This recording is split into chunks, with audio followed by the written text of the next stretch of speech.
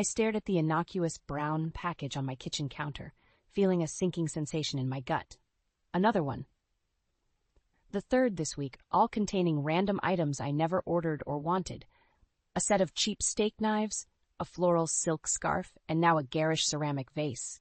My heartbeat quickened as I scanned the plain wrapping for any clues, but just like the others, there was no return address or identifying information. "What's going on?" I muttered under my breath, running a hand through my graying hair. A strange, gnawing feeling told me this was no mere mix-up at the mail depot. The sound of the doorbell jolted me from my thoughts. I peered through the peephole to see the familiar face of my niece, Cora, smiling back at me. A wave of relief washed over me as I ushered her inside. "Aunt Sage, you look spooked," Cora remarked, her brow furrowed with concern. "What's wrong?" Without hesitation, I recounted the bizarre series of mystery packages, laying out the contents on the kitchen island. Cora's eyes widened as she examined each item, her fingers tracing over the intricate patterns on the vase. "This is really weird," she murmured. "Have you tried calling the companies or tracking the shipments?" I nodded, feeling a lump form in my throat. "That's the thing. There are no order numbers, no invoices, nothing. It's like these packages just materialized out of thin air." Cora's expression hardened, her jaw set in determination. "We need to get to the bottom of this. Maybe we should install some security cameras around the house, just in case." Her suggestion ignited a spark of unease within me. Could someone be targeting me? But who and why? Flashes of old family tensions flickered through my mind, but I quickly brushed them aside. Surely it couldn't be related to those ancient grudges. "You're right," I finally agreed, steeling my resolve. "Let's get those cameras set up. If someone is behind this, we'll catch them red-handed." As we worked together to mount the cameras, a sense of unease lingered. But deep down, I knew I had to unravel this mystery, no matter where it led. After all, I was Sage Allen, retired teacher, community leader, and no stranger to facing challenges head-on. Whatever storm was brewing, I would weather it with the same resilience that had carried me through life's ups and downs. Over the next few days, Cora and I meticulously installed the security cameras, positioning them to cover every potential entry point around my modest home. The uneasy knot in my stomach refused to dissipate, and Cora's presence provided little comfort as we pored over the footage, searching for any suspicious activity. That's when we saw him, a figure lurking in the shadows, his face partially obscured by the darkness. But there was no mistaking that familiar gait, the slight hunch of his shoulders that I'd recognize anywhere. "Frederick," I breathed, my fingers tightening around the computer mouse as if it were a lifeline. Cora's eyes widened. "You mean your cousin? The one who's been in and out of trouble ever since we were kids?" I nodded grimly, memories of Frederick's past misdeeds flooding back. Petty theft, fraud, even a stint in jail. He'd always been a black sheep in our family, constantly seeking shortcuts and exploiting loopholes for his own gain. But why now? I wondered aloud. What could he possibly want from me after all these years? Cora's brow furrowed as she zoomed in on the grainy footage, studying Frederick's furtive movements. "Well, whatever it is, it can't be good. We need to be careful, Aunt Sage." A shiver ran down my spine at the stern tone in her voice. Cora had always been level-headed, but there was a newfound severity in her demeanor that unsettled me. Over the next few days, the packages kept arriving, each more bizarre and unsettling than the last. A set of expensive crystal wine glasses, a designer handbag still wrapped in plastic, even a sleek laptop that must have cost a small fortune. With each delivery, my unease grew, and I found myself jumping at every creak and shadow. It was during one of our nightly stakeouts that Cora made a startling discovery. "Look at this," she said, her fingers flying across the keyboard as she pulled up a news article from a neighboring town. There have been reports of similar incidents, people receiving random high-value packages they never ordered. My heart sank as I scanned the article, recognizing the all-too-familiar pattern. "You don't think?" Cora's expression was grim. "Frederick's name is all over this. It looks like he's been running some sort of twisted scam, sending people valuable goods, and then trying to extort money from them." Rage bubbled within me, hot and visceral. How dare he drag our family name through the mud once again with his selfish, criminal antics? But beneath the anger, a sliver of fear took root. If Frederick was truly behind this, what lengths would he go to in his pursuit of ill-gotten gains? "We need to stop him," I declared, my voice trembling with resolve. "Whatever it takes, we can't let him get away with this." Cora nodded, her eyes gleaming with determination. "Don't worry, Aunt Sage. We'll bring that scumbag down, even if we have to catch him in the act ourselves." As we began plotting our next move, a sense of grim purpose settled over us. Frederick had crossed a line, and he would soon learn that messing with Sage Allen was a grave mistake, one he wouldn't soon forget. In the days that followed, Cora's online digging unveiled a troubling pattern. Frederick's name cropped up time and again, linked to similar schemes across multiple states. Packages filled with random, high-value items would arrive at unsuspecting victims' doorsteps, only for Frederick to surface later, demanding payment under the guise of settling bogus debts. The sheer audacity of his con left me reeling. How could he stoop so low? I muttered, pinching the bridge of my nose as the evidence mounted on Cora's laptop screen. I knew he was troubled, but this is a whole new level of depravity. Cora's expression hardened, her jaw set in a tight line. Clearly, he's spiraling out of control. We need to put a stop to this before someone really gets hurt. Her words struck a chord deep within me, dredging up memories I'd long tried to bury. Frederick's descent into petty crime and shady dealings had been a source of constant tension within our family, driving an irreparable wedge between his parents and the rest of us. I could still hear the echoes of heated arguments, accusations hurled back and forth like daggers. "He's just a kid, Sage. Boys will be boys," my aunt would plead, her eyes desperate for understanding. But my mother's gaze would remain steely, unwavering. "That kid is a menace. Mark my words, he'll bring nothing but trouble to this family." At the time, I had dismissed their words as mere hyperbole, the overblown ramblings of adults caught up in their own drama. But now, faced with the undeniable evidence of Frederick's misdeeds, I couldn't help but wonder if those long-buried enmities had finally taken root, blossoming into something far more sinister. "Why now, Frederick?" I found myself whispering, my fingers tracing the faded pages of an old family photo album. "What do you want from me after all these years?" Beside me, Cora's fingers flew across the keyboard, her brow furrowed in concentration. "I think I might have found our answer," she murmured, her voice laced with a mixture of disgust and triumph. On the screen, a news article flashed, a mugshot of Frederick, his expression defiant even as the headline blared details of his latest arrest. Fraud, embezzlement, racketeering. The charges were staggering, painting a portrait of a man drowning in a sea of debt and desperation. "He's broke," Cora surmised, her eyes meeting mine with grim understanding. "And you know what they say about people with nothing left to lose." A chill ran down my spine as the pieces fell into place. Frederick's sudden resurgence in our lives, the escalating packages, the brazen attempts at extortion, it all led back to one inescapable conclusion. He was targeting me, his own flesh and blood, in a last-ditch effort to claw his way out of the pit he'd dug for himself. As the realization washed over me, a wave of steely resolve rose within my chest. This was no longer just about packages or petty scams. This was a battle for the soul of our family, a reckoning long overdue. And Frederick was about to learn that karma had finally come calling, with a vengeance. The packages kept coming, each one more extravagant and valuable than the last. A gorgeous diamond tennis bracelet, a top-of-the-line laptop, even a sleek virtual reality gaming system, still sealed in its box. With every delivery, my sense of unease grew, morphing into a simmering rage that threatened to boil over. It was during one of our nightly vigils, poring over the security footage, that Cora's phone trilled with an incoming call.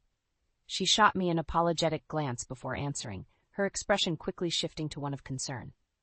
"Theo, what's going on?" she asked, her brow furrowing as the voice on the other end crackled through the speaker.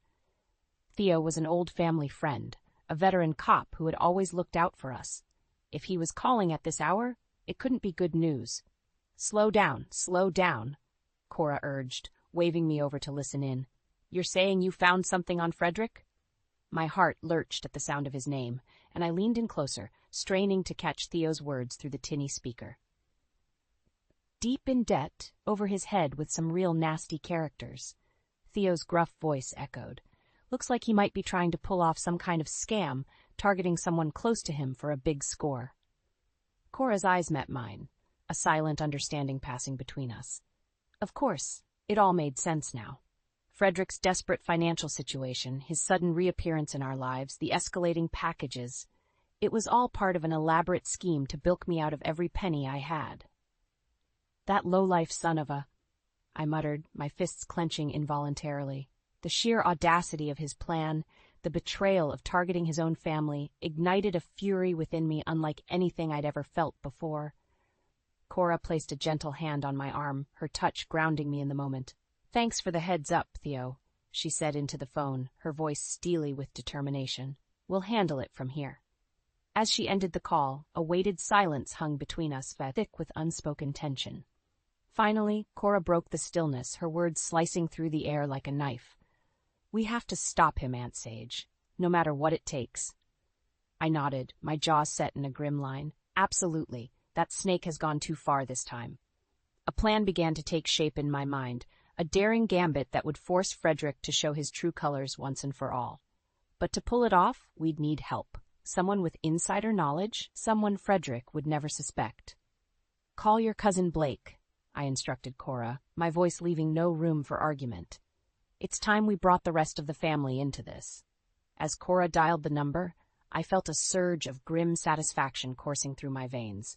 Frederick had made a grave mistake in underestimating me, in thinking he could slither his way back into our lives and bleed us dry without consequence. This time, there would be no more second chances, no more empty promises of reform. This time, justice would be served, and Frederick would finally answer for his litany of sins against our family. The annual Allen family reunion was always a boisterous affair, a chance for distant relatives to gather and catch up over heaping plates of Mom's famous potato salad. But this year the cheerful banter and laughter felt forced, a thin veil barely concealing the undercurrent of tension that crackled through the air. As I scanned the crowded backyard, my gaze landed on Frederick, holding court in the corner with a small cluster of cousins. His booming laugh grated against my nerves, and I felt my hands ball into fists at my sides. This couldn't go on any longer. Exchanging a meaningful glance with Cora, I steeled my resolve and began weaving through the throngs of people, making a beeline for Frederick's little coterie. As I drew closer, his eyes met mine, and for a fleeting moment, I saw a flicker of unease cross his features before his trademark smirk snapped back into place. Well, if it isn't my dear cousin Sage," he drawled, raising his beer in a mock toast. "To what do we owe the pleasure?" I felt the eyes of the others upon me, their gazes curious, expectant. This was it, the moment of truth. "Cut the crap, Frederick," I spat, my voice low and dangerous. "We know what you've been up to with those packages." A hush fell over the group as Frederick's smirk faltered, his bravado slipping for the briefest of moments. But just as quickly, he regained his composure, letting out a dismissive chuckle. "Packages? What are you on about, Sage? You're starting to sound a bit paranoid in your old age." The jeers and snickers from his little entourage only fueled my anger, and I felt my pulse quicken as I stepped closer, invading his personal space. "Don't play dumb with me," I snarled, jabbing a finger into his chest. "We have evidence, video footage of you sneaking around my property, the paper trail linking you to similar scams across the country. It's all there, clear as day." Frederick's eyes widened, and for a moment I thought I saw a glimmer of panic flit across his features. But just as quickly, he schooled his expression into one of feigned indignation. "These are serious accusations, Sage," he scoffed, puffing out his chest in a show of bravado. "You'd better have some solid proof before slandering my good name like this." A tense silence hung in the air, thick and suffocating. This was the moment, the chance to back down, to defuse the situation and walk away.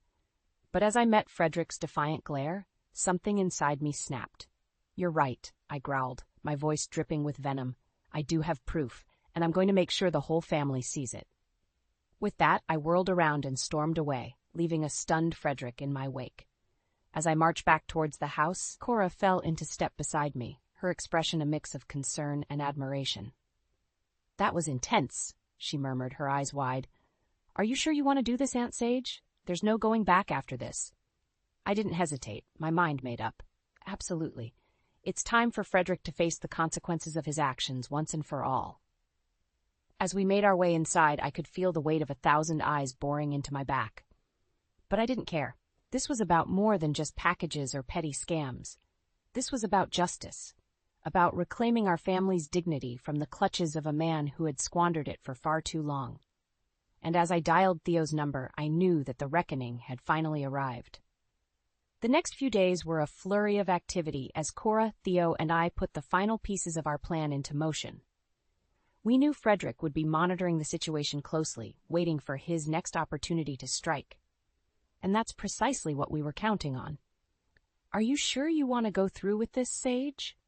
Theo asked, his brow furrowed with concern as he triple-checked the hidden cameras we'd planted around my property. "This guy seems like bad news. I don't want you getting caught in the crossfire." I met his gaze, my jaw set in determination. "I'm sure, Theo. It's time we put an end to Frederick's games once and for all." Cora stepped forward, her expression mirroring my own resolute demeanor. "We've got your back, Aunt Sage. This scumbag isn't going to know what hit him." With a sharp nod, Theo signaled that everything was in place. "All right then, let's get this show on the road." The bait was simple, another high-value package, this time containing a sleek, top-of-the-line drone with all the bells and whistles. We knew Frederick wouldn't be able to resist such a tempting prize, and sure enough, within hours of the delivery, the security feeds crackled to life. There he was, skulking around the periphery of my property, his eyes darting back and forth like a cornered animal. My heart pounded in my chest as I watched him inch closer, his movements furtive and calculated. "He's going for it," Cora whispered, her fingers tightening around the edge of the laptop screen. We held our breath as Frederick crept up to the front porch, snatching the package with a greedy swiftness before retreating back into the shadows. But this time, he wasn't getting away so easily. "That's our cue," Theo growled, his hand already reaching for his radio. "Let's move in." In a blur of motion, we sprang into action, Theo's team of officers converging on my property from all sides. Frederick's eyes went wide as the net closed in around him, and for a moment I almost felt a twinge of pity at the sheer terror etched across his features. Almost. "Frederick Allen, you're under arrest for fraud, extortion, and a whole host of other charges," Theo barked, his tone leaving no room for negotiation as he slapped the cuffs around Frederick's wrists. "You have the right to remain silent." But Frederick wasn't going down without a fight. As the officers hauled him towards the waiting squad car, he craned his neck in my direction, his eyes burning with a poisonous mixture of rage and desperation. "You think this is over, Sage?" he spat, his words laced with venom. "You have no idea what you've just stepped into. This is just the beginning." A shiver ran down my spine at the implicit threat in his voice, but I refused to show any outward sign of fear. "Not now, not after everything we'd been through to get to this point." "Save it for the judge, Frederick," I countered, my voice steady and unwavering. "Your reign of terror is over." As the squad car peeled away, leaving a cloud of dust in its wake, I felt a strange sense of relief wash over me. The weight of Frederick's looming presence, the constant anxiety and uncertainty, had finally been lifted from my shoulders. But even as I basked in the momentary triumph, a nagging voice in the back of my mind reminded me that this was far from over. Frederick's parting words echoed like a sinister promise, a harbinger of storms yet to come. Cora must have sensed my unease because she stepped forward, wrapping her arms around me in a fierce embrace. "Don't worry, Aunt Sage," she murmured, her voice thick with conviction. "We've got this. Whatever comes next, we'll face it together." And in that moment, surrounded by the unwavering support of my family, I knew that no matter what challenges lay ahead, we would emerge victorious. Because when it came to defending our loved ones, there was no force on earth that could stand in our way. The atmosphere at the Allen family reunion was electric, charged with a palpable tension that crackled through the air like static electricity. As I scanned the crowd gathered in my backyard, I could see the whispers, the furtive glances in my direction. Everyone was buzzing about the events of the past week. Frederick's dramatic arrest, the topic on everyone's lips, part of me felt a twinge of guilt at the prospect of airing our dirty laundry in such a public forum.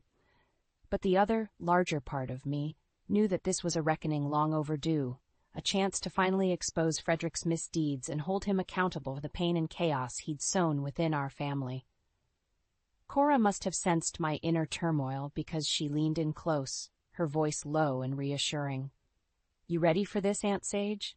I took a deep breath, steeling my resolve, and gave her a curt nod. "More than ready. It's time we put an end to this once and for all." With that, I stepped forward, my movements commanding the attention of the assembled crowd. A hush fell over the gathering as all eyes turned towards me, a heady mixture of curiosity and apprehension hanging thick in the air. "Family," I began, my voice ringing out clear and strong. "I know you're all wondering why I've called this little impromptu get-together today. The truth is, there's something that needs to be addressed, a cancer that has been festering within our ranks for far too long." A ripple of murmurs swept through the crowd, but I pressed on, undeterred. For years we've turned a blind eye to the actions of one person, a man who has shown time and again that he has no regard for the sanctity of our family or for the values we hold dear. I paused, letting the weight of my words sink in. I'm talking, of course, about Frederick. At the mention of his name, a palpable shift occurred, as if a collective gasp had been sucked from the lungs of every person present. Frederick's supporters shifted uncomfortably, their gazes darting back and forth while others leaned forward, rapt with attention. "Some of you may have heard whispers about his recent activities," I continued, my voice hardening. "The packages, the scams, the outright extortion attempts. Well, I'm here to tell you that it's all true, and we have the evidence to prove it." With a sharp nod to Cora, she queued up the video footage we'd compiled, the large screen behind me flickering to life with grainy images of Frederick skulking around my property, his movements furtive and guilt-ridden. Gasps and murmurs rippled through the crowd as the damning footage played out, each frame more incriminating than the last. And then, the pièce de résistance, the video of Frederick's arrest, his snarling face contorted with rage as the cuffs clicked around his wrists. As the footage concluded, a heavy silence hung in the air, thick and oppressive. All eyes were on me, 1,000 unspoken questions burning in their gazes. Finally, a voice broke through the stillness, trembling with barely contained emotion. "Is it true?" Frederick's mother croaked, her eyes glistening with unshed tears. Did you really do all those terrible things, son?" For a long moment, Frederick said nothing, his gaze fixed on the ground, his shoulders slumped in defeat. But then, almost imperceptibly, he nodded, a barely perceptible dip of his chin that spoke volumes.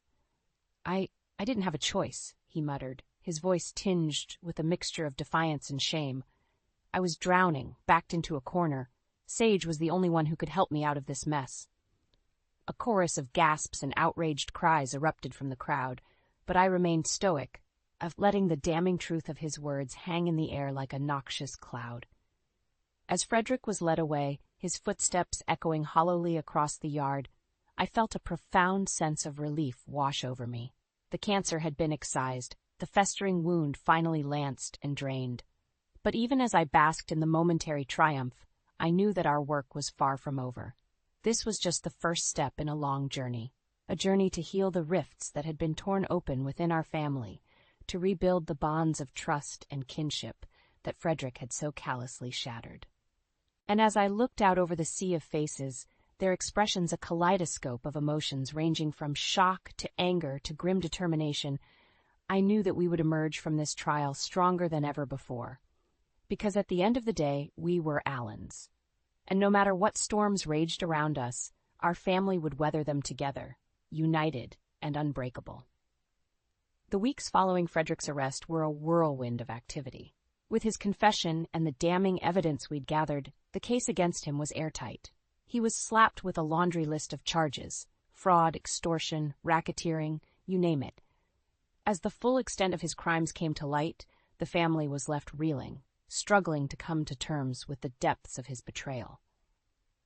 But through it all, I remained steadfast, channeling my energy into something positive, a mission to ensure that no one in our community would ever have to endure the kind of trauma and turmoil that Frederick had inflicted upon us. It started small, with a few neighborhood watch meetings and workshops, on recognizing the signs of elder abuse and financial exploitation. But as word spread of our efforts, the momentum grew, drawing in more and more volunteers eager to lend their voices and their time to the cause. You know, when all this went down, I was really worried about how it would impact the community, Theo admitted one evening as we strategized over cups of lukewarm coffee. But look at what you've managed to build here, Sage. It's incredible. I shook my head, a wry smile tugging at the corners of my lips. I'm just doing what needs to be done, my friend. After everything we went through with Frederick, I couldn't sit idly by and let others fall victim to the same kind of predatory behavior. Cora, ever my stalwart ally, chimed in with a proud grin. My aunt, the unstoppable force for good. Who would have thought your retirement would lead to all this? We shared a laugh at that, the warm camaraderie a balm for the lingering aches and pains of our recent ordeal. But even in those light-hearted moments, I never lost sight of the larger mission at hand. The real work began in earnest a few months later, when our grassroots efforts caught the attention of the local authorities. Before I knew it, I found myself sitting across the table from the district attorney herself, outlining our plans for a comprehensive community outreach and education program. What you've accomplished so far is admirable, Miss Allen, the DA said, her eyes shining with a mixture of respect and determination. But we can take this even further. With the right resources and support, we can implement preventative measures on a much larger scale, protecting vulnerable populations across the entire county. And just like that, our humble neighborhood watch evolved into something far grander, a full-fledged initiative with backing from law enforcement and local government agencies. Suddenly we had access to funding, publicity campaigns, and a platform to reach thousands upon thousands of residents. The days blurred together in a flurry of town hall meetings, educational seminars, and one-on-one consultations. I found myself crisscrossing the county, sharing our story and imparting the hard-won lessons we'd learned from our confrontation with Frederick's depravity. And through it all, I could feel the tides shifting, a groundswell of awareness and empowerment rippling through our communities. Elderly residents, who had once been easy targets for scammers and con artists, were now armed with the knowledge and resources to protect themselves. Families were having open and honest conversations about financial security and safeguarding their assets. It was during one of our packed community forums that the true impact of our efforts really hit home. As I scanned the sea of faces before me, I saw a tapestry of humanity.